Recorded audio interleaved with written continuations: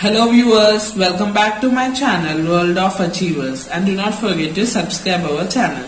In this video we are going to delve with double entry system. It is very important topic. Double entry book system is used by almost every company at present. It is the chapter 2 in inter first year CC or MSc students. In accountancy, first let us discuss what it means. Meaning, let us read it out. Double entry book system is a procedure of recording both receiving and giving aspect of transactions. It is very important, receiving and giving aspect. Double here means one is receiving and another one is giving aspect.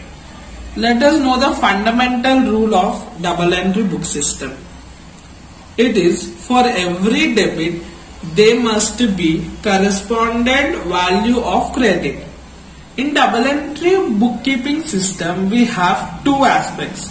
One is debit and another one is credit. There should be equal debit and credit. So this is the main meaning of double entry bookkeeping system. Let us read out or know better about types of accounts we have in double entry book system. They are basically divided into two: personal account, impersonal account. Impersonal account further divided into personal real account and nominal account. To understand it better, let us focus on important three. They are the golden rules of accounting. It is one of the most important for all fundamentals in accounting. They are the basics or a root for accounting. Let us know about it. As we already discussed, types of accounts are divided into personal account and impersonal account. Personal account is nothing but personal account. It may be with name, person's name. Like example, Rama's account, Ravi account, Rajesh account, etc. Or artificial person. It may be Andhra Bank, XYZ company, Dabur company account, etc. So this is all about personal account. Let us know the rules of personal account. Debit the receiver, credit the giver. This is one of the most important principle to follow in personal account. When you see the names or a artificial person's names, it may be organization names. So this is very important. Debit the receiver, credit the giver. Let us take an example. Let us find out with an example. Real account rules are debit the receiver, credit the giver. These are the rules. Let us see practically by taking an example. Example here is cash received from Mrs. Ramya, rupees 5,000. Here what we receive, we should debit that. Here what we received, cash we received. What is the rule? Debit the receiver. So cash is received. So we should debit the cash. Who is the giver here? Ramya is the giver.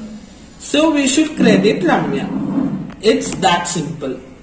Now let us discuss next one. In impersonal account we have a real account, nominal account. Let us discuss first real account. Real account rules are debit what comes in, credit what goes out.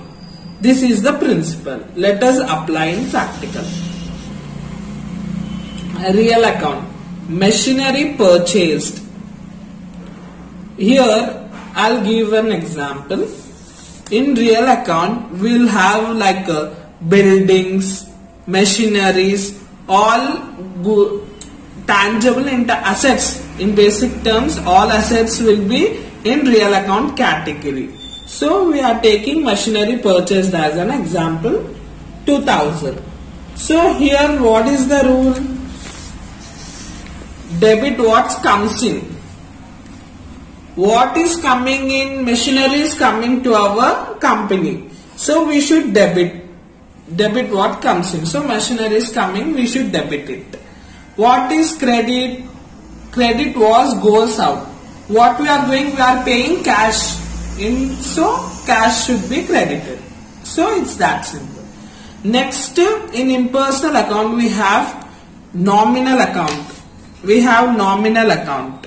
Example of nominal accounts includes salaries, rents, etc. So what is the principle? Debit all expenses and losses. Credit all incomes and gains. So this is the principle. The example here is salaries paid rupees 12,000. So let us read out the rule. Debit all expenses. Here what is our expense? Salary is our expenditure. So we should debit salary. Credit all incomes and gains. So we are crediting here cash. So this is the basic rule of nominal account. So friends, always remember these three are very important. Not only in terms of examination but also when you are doing accounting, this stands to be the basics for journal or any other process. So do not forget them. Remember them and practice thoroughly. So folks, let's just summarize. In this chapter, that is chapter 3, double entry bookkeeping system, we have dealt with types of accounts and the important golden rules of accounting. So this stands to be very important chapter in accounting. In my later videos, I am going to do a practical sums. It may in journals, ledgers and so on. So stay tuned. Thanks for watching and do not forget to subscribe our channel. Your subscription is always valuable. Thanks.